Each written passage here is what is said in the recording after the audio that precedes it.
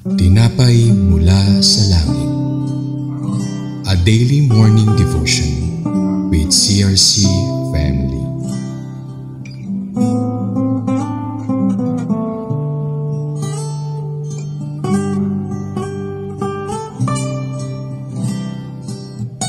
Isang mapagpalang umaga po sa lahat. Ako po si Sister Melay ng Tulo, Taal, Batangas, CRC Daughter Church. Samahan niyo po ako sa umagang ito sa ating programang Tinapay mula sa Langit, ang pang-araw-araw nating debosyon mula sa salita ng Diyos. Ang title po ng ating babasahin, The Words of Thanks and Praise at the Giving of First Fruit. At mababasa po natin ito mula sa aklat ng Deuteronomy chapter 26 verse 5 to 10. Tayo po ay manalangin. Ama naming Diyos na makapangyarihan sa lahat na may gawa ng langit at lupa, pinupuri ka namin, pinasasalamatan. Maraming salamat po sa pribilehiyong ito na makapag-aral kami ng iyong banal na salita. Dalangin ko po, pangunahan niyo po ako kasama ng banal na Espiritu na aming tagapagturo. Sa pangalan ni Jesus, Amen. Basahin po natin mula sa aklat ng Deuteronomy chapter 26 verse 5 to 10. Sabi po sa verse 5, pagkatapos ay bibigkasin ninyo ang mga salitang ito sa harapan ni Yahweh. Isang pagala-galang Arameo ang aking ninuno, dinala niya ang kanyang pamilya sa Ehipto upang manirahan doon. Kakaunti lamang sila nang magpunta doon. Ngunit sila'y dumami ng dumami at naging isang malaki at makapangyarihang bansa. Sa verse 6, pinagmalupitan kami at inalipin ng mga Ehipsyo. Sa verse 7, kaya't humingi kami ng tulong kay Yahweh, ang Diyos na aming mga ninuno. Dininig niya kami at nakita niya ang aming pagdurusa, kahirapan at kaapihang dinaranas. At sa verse 8, inilabas kami ni Yahweh mula sa Ehipto sa pamamagitan ng kanyang kapangyarihan ng mga kakilakilabot na gawa at mga kababalaghan. At dinala niya sa lupaing ito na mayaman at sagana sa lahat ng bagay. At sa verse 10, kaya narito ngayon Yahweh ang unang bunga ng aming mga pananim sa lupaing ibinigay mo sa amin. Pagkatapos noon, ilapag ninyo ang inyong dala sa harap ng altar, saka kayo luluhod upang sambahin si Yahweh. Purihin po ang Panginoon sa pagkakabasa po sa kanyang banal na salita. Makikita po natin dito na tinutukoy sa mga talatang ito ang unang bunga ng kanilang lupa na dapat nilang ihandog bilang pasasalamat sa Diyos. Ang mga Israelita ay nagmula sa isang maliit na bayan at dukhang pamilya na nangibang bansa sa Ehipto. Subalit sa kabila ng kahirapan, sila'y dumami at naging isang makapangyarihang bansa. Bagamat sila'y pinahirapan at inalipin sa Ehipto, hindi sila pinabayaan ng Diyos sa kanilang panaghoy at ipinakita ng Diyos ang kanyang kapangyarihan sa pamamagitan ng mga tanda at himala para sila ay palayain mula sa pagkakaalipin. Ipinakita ng Diyos ang kanyang katapatan sa pagtupad ng pangako na dadalhin sila sa lupang pangako na kung saan sagana sa lahat. At ang conclusion ko po dito, ang pagbibigay ng unang bunga ay paraan para maipahayag ng mga Israelita ang kanilang pasasalamat sa Diyos para sa mga pagpapalang natatanggap nila mula sa Diyos. Bagamat ang pagbibigay ng unang bunga ay nagmula sa lumang tipan kung saan ito ay utos para sa mga Israelita na dapat ihandog ang unang bunga ng kanilang ani. Tinitingnan ng Diyos kung paano sila susunod. Ang pagbibigay ng may